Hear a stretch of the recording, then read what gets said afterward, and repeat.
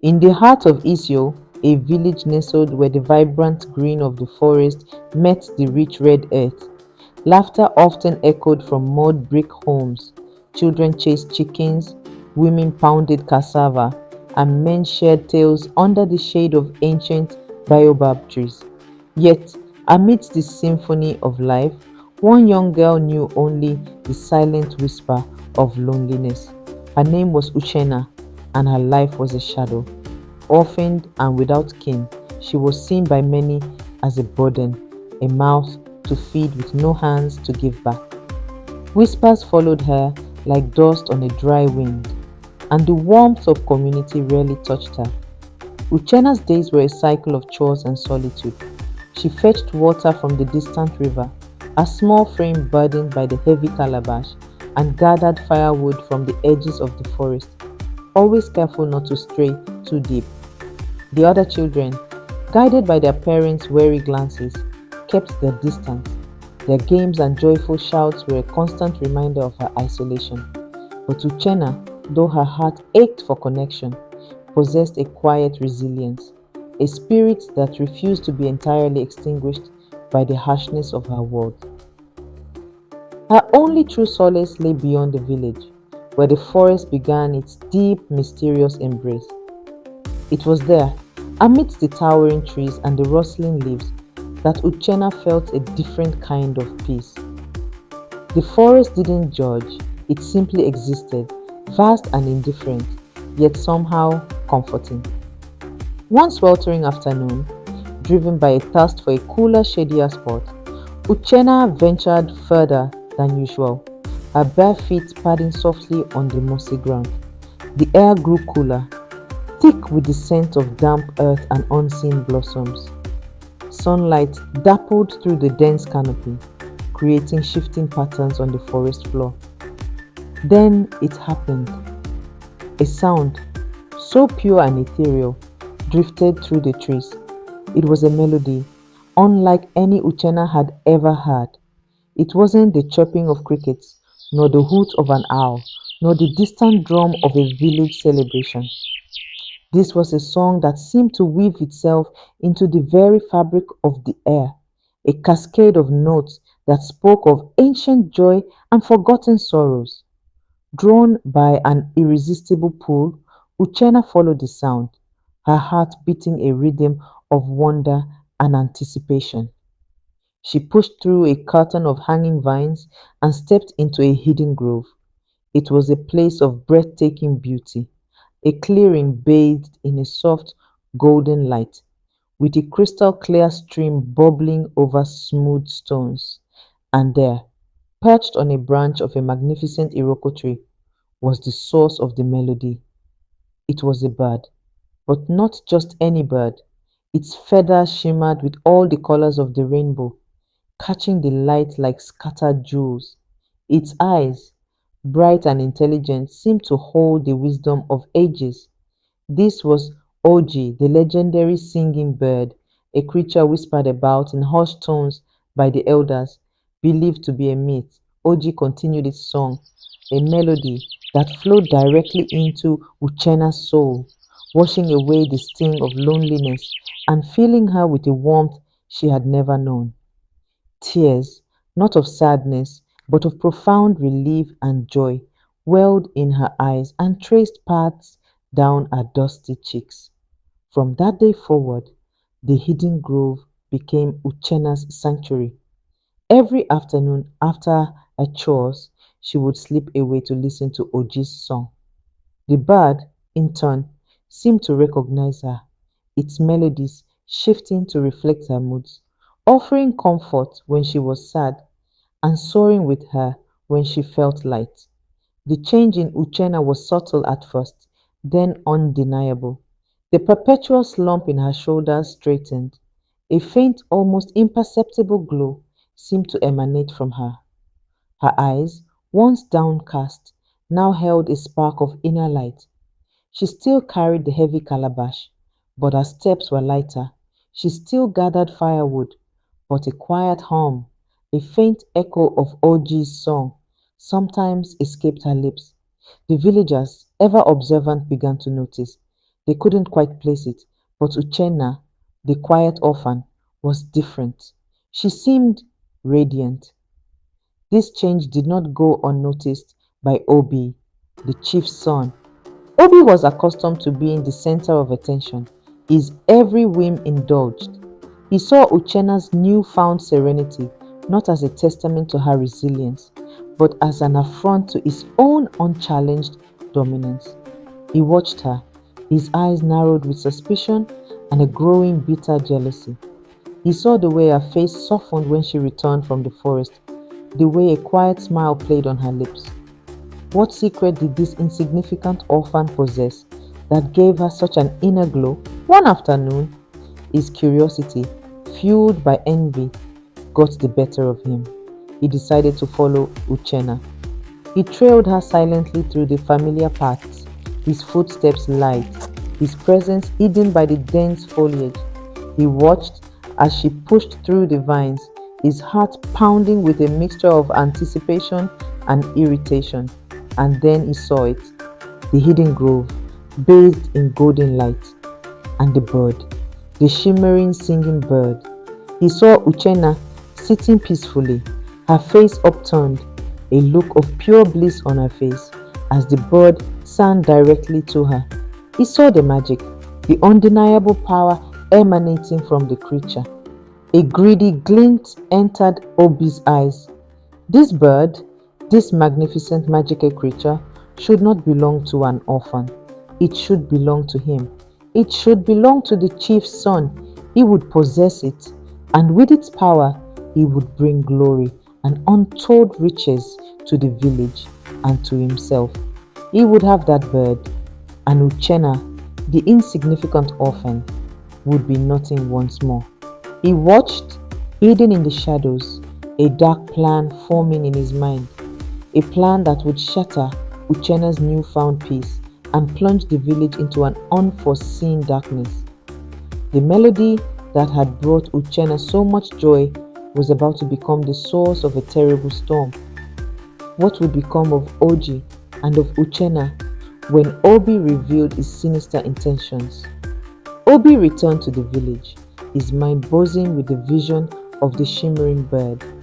He found his father, the chief, seated in the communal hut, listening to the grievances of the villagers. Obi waited patiently, a predatory gleam in his eyes, until the hut cleared. Then, with a voice carefully modulated to convey both urgency and reverence, he began to speak of the miraculous discovery. Father, Obi began, his words dripping with feigned humility, I have witnessed a wonder, a gift from the ancestors that could bring unprecedented prosperity to our village. He then spun a tale, embellishing the bird's powers, claiming its song could make crops grow taller, rivers flow fuller, and even cure the sick. He painted a picture of a golden age for Isio, all within their grasp if only they possessed this magical creature. He conveniently omitted Uchenna's connection to the bird, portraying himself as the sole discoverer. The chief, a man of tradition and pragmatism, listened intently. He was wary of tales of magic, but the promise of prosperity for his people, especially in these lean times, was a powerful lure. He looked at his son, seeing not a greedy boy, but a visionary leader. Are you certain of this, my son? He asked, his voice laced with a mixture of hope and skepticism. Obi nodded vigorously, his eyes wide with conviction. As certain as the sun rises, father. This bird, this Oji, is a blessing waiting to be claimed.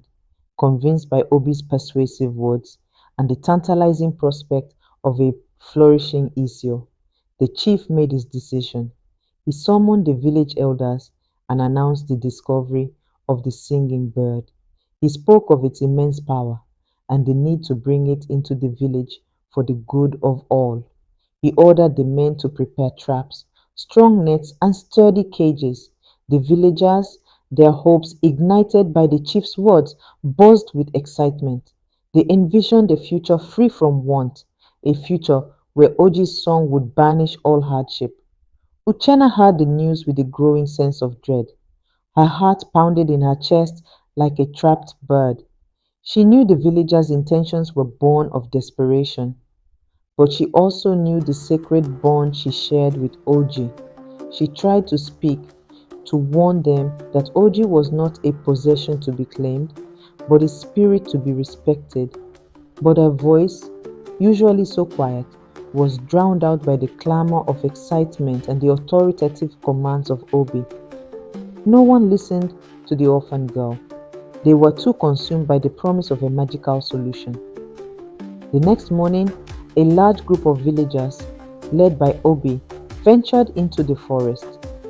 Uchenna, her eyes filled with tears, followed at a distance, her spirit heavy with foreboding. She watched as they set their traps around the hidden grove, their movements clumsy and loud, a stark contrast to the forest's usual quiet reverence.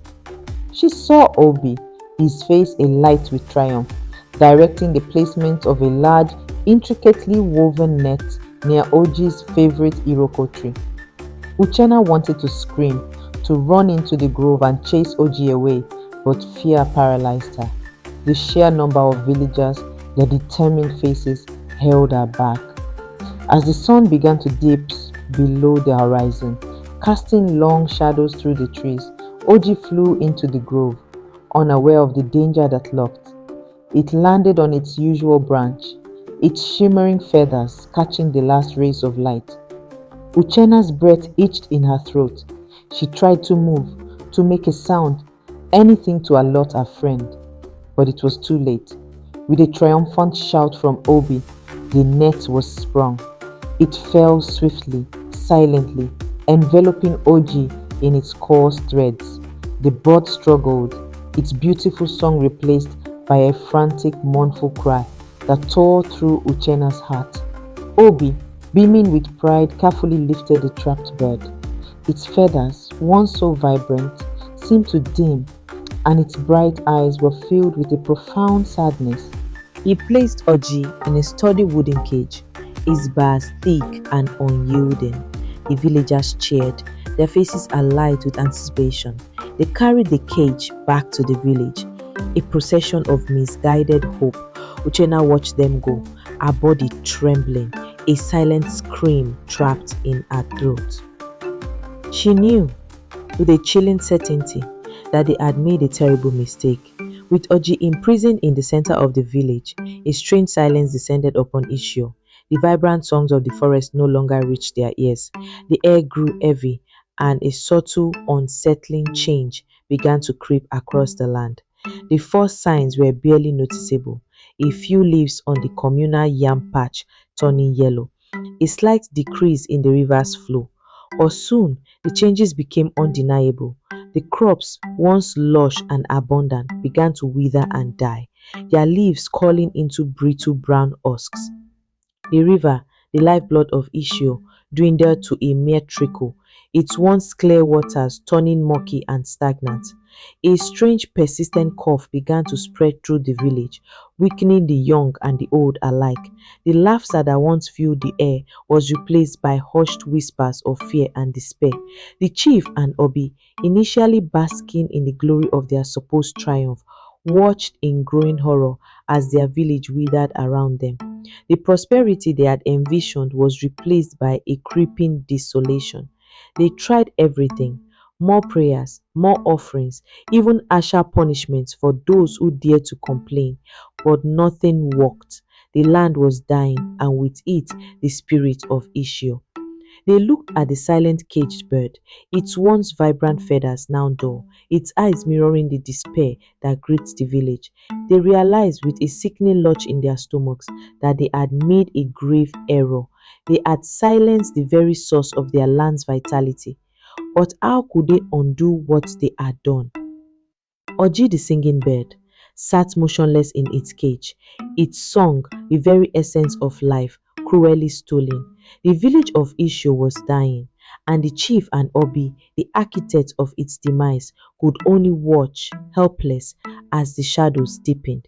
Would Oji ever sing again? Or was Isio doomed to fade into dust, a testament to their greed and folly? The despair in Isio was a tangible thing, a heavy blanket that smothered hope. The once bustling market square was now eerily quiet, save for the aching coughs of the sick and the mournful cries of hungry children. The chief and Obi, their faces etched with worry and regret, paced their huts, their earlier arrogance replaced by a gnawing fear.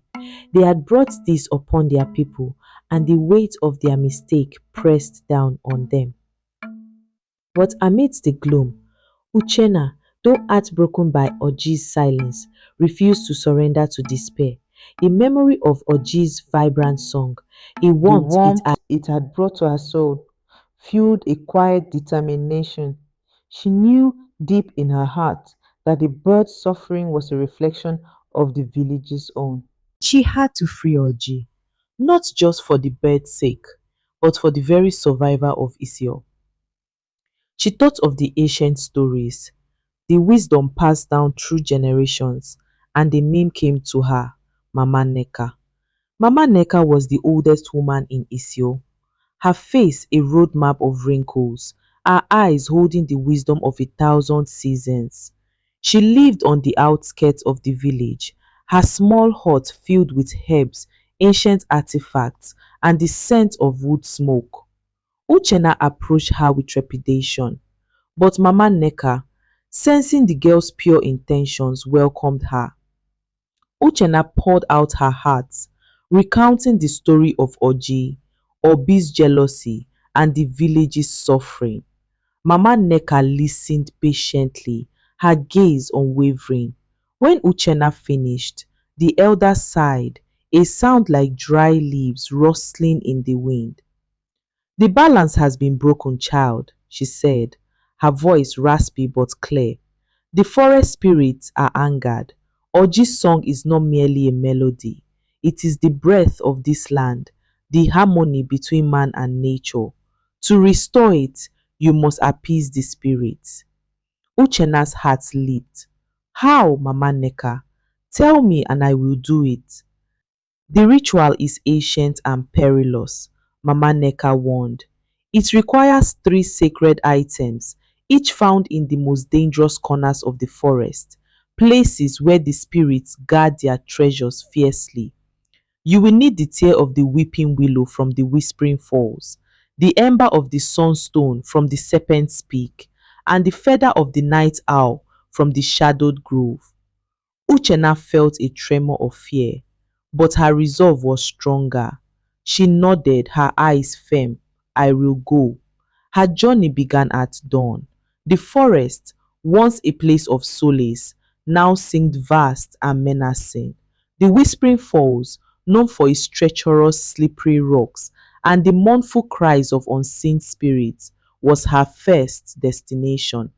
She navigated the slippery paths, her hands raw from gripping roots and vines, her ears filled with the haunting whispers that seemed to call her name.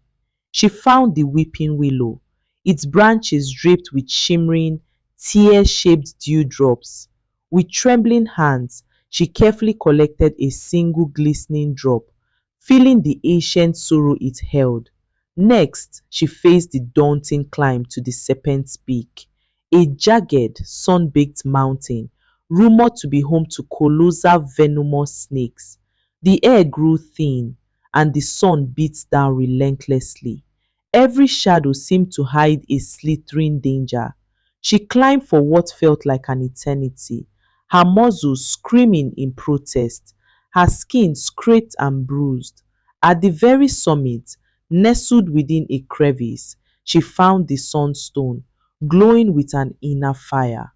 The silence was profound, broken only by the rustle of unseen creatures. Uchenna moved with utmost caution, her senses heightened until she spotted it, a single iridescent feather falling at the base of the oldest tree. As she reached for it, a pair of luminous eyes opened in the darkness above, watching her, then slowly closed. The night owl had allowed her to take its gift. Exhausted but triumphant, Uchenna returned to Isio, the three sacred items, clutched tightly in her hands. The villagers, gaunt and weary, watched her approach, their faces a mixture of disbelief and a flicker of desperate hope. The chief and Obi, humbled by their suffering, stood silently, their eyes pleading for forgiveness. Uchenna, without a word, went to the center of the village where Oji's cage stood. She placed the tear of the weeping willow, the ember of the sunstone, and the feather of the night owl around the cage. Then, guided by Mama Nneka's instructions, she began the ancient ritual. She chanted words she barely understood, her voice clear and strong, her movements precise and graceful. She poured her heart and soul into every gesture, every incantation, her pure intentions radiating outwards. As the last words of the ritual faded, a soft ethereal light enveloped the cage. The air shimmered, and a gentle breeze carrying the scent of rain and fresh earth swept through the village. The bars of Oji's cage, once so solid, seemed to dissolve into thin air. The cage stood open. Oji, the singing bird, slowly emerged, its feathers regaining a faint shimmer. It looked at Uchenna, its intelligent eyes filled with an emotion Uchenna couldn't quite decipher, a mix of gratitude, sorrow, and something else, something akin to a profound weariness. Then, with a bit of its magnificent wings, Oji soared into the sky, circling once, twice, above the silent watching villagers. But instead of the joyous melody they so desperately craved, only silence followed. Oji flew away, disappearing into the distant horizon, leaving the village in a stunned, agonizing silence. Had Uchenna's efforts been in vain? Would Oji's song and with it the life of Isio truly be lost forever? The return of harmony. The silence that followed Oji's departure was more deafening than any noise. It was the sound of shattered hope, of a village teetering on the brink of utter collapse. The chief and Obi stood frozen, their faces pale with despair. The villagers, who are there to dream of Oji's return, now turned their gaze to Uchenna, their eyes filled with a mixture of pity and resentment as she failed them. Had her efforts been in vain? Uchenna too felt the crushing weight of disappointment. She had risked everything, faced her deepest fears, only for Oji to fly away, its song still silent. She looked at the gaunt faces around her, the children with hollow eyes, the elders weakened by illness. They were suffering, and her own pain, though immense, did not diminish theirs. Without a word, Uchenna walked to a small hut. She returned with the last of her meager provisions, a handful of dried yams and a small gourd of water she had saved. She began to distribute them, offering a piece of yam to a hungry child, a sip of water to a feverish elder. Her movements were slow, deliberate, each act a quiet defiance against the encroaching despair. She spoke softly, offering words of comfort, sharing what little strength she had left. Her selfless actions, small as they seemed, did not go unnoticed. A few villagers, initially hesitant, began to follow her example. A woman shared a last handful of millet. A man, though weak, helped another draw water from the dwindling well. Slowly, painstakingly, a fragile thread of community began to reweave itself. The whispers of resentment faded, replaced by the quiet murmur of shared hardship and nascent hope. They were still suffering, but they were suffering together, and in that unity, there was a faint glimmer of light. It was during one such act of quiet compassion that it happened. Uchenna was tending to a sick child, gently wiping its feverish brow with a damp cloth. The child coughed, a weak, rasping sound. Uchenna hummed a soft ancient lullaby, a melody her own mother had sung to her long ago. As the last note of her lullaby faded, a shadow fell over them. Uchenna looked up, her heart leaping into her throat. Perched on the thatched roof of the hut, its feathers now shimmering with renewed brilliance, was Oji. The singing bird had returned. Oji flew down, landing gently on Uchenna's outstretched arm. Its intelligent eyes met hers, and this time there was no sorrow, only a profound, ancient understanding. Then Oji opened its beak, and a single clear note, pure as a mountain spring, filled the air. It was followed by another and another, building into a crescendo of unparalleled beauty. Oji's song, more vibrant and powerful than ever before, cascaded over the village of Isio. It was a song of healing, of renewal, of forgiveness. As the melody washed over the land, a miracle unfolded. The withered crops in the field straightened, their leaves turning a vibrant green, heavy with fruit. The stagnant river swelled, its waters clear and rushing, teeming with fish. The strange illness that had plagued the villagers receded, their coughs fading, their strength returning. Laughter, true, unrestrained laughter, erupted from the villagers, tears of joy streaming down their faces. The chief and Obi, their faces wet with tears of relief and shame, fell to their knees, their heads bowed in humility. They rose and approached Uchenna, their voices choked with emotion. Uchenna, the chief began, his voice trembling, we have been blind. We sought wealth in possession and brought ruin upon ourselves. You, with your pure heart and selfless spirit, have shown us the true path. Forgive us. Obi, his arrogance completely stripped away, echoed his father's words, his eyes filled with genuine remorse. You are the true leader of Isio, Uchenna. You have saved us all. From that day forward, Uchenna was no longer the outcast orphan. She became a revered figure in Isio, her wisdom sought, her kindness celebrated. Oji, the singing bird, continued to visit the village, its presence a constant reminder of the delicate balance between humanity and nature. Its song was a living testament to the truth that true wealth lies not in material possessions, but in kindness, compassion, and respect for the world around us. The greed and selfishness that had almost destroyed Isio had been replaced by selflessness and harmony, bringing prosperity and joy that resonated through every corner of the revitalized village. And so, the tale of Uchenna and the singing bird became a legend, whispered from generation to generation, a timeless lesson echoing through the heart of Isio.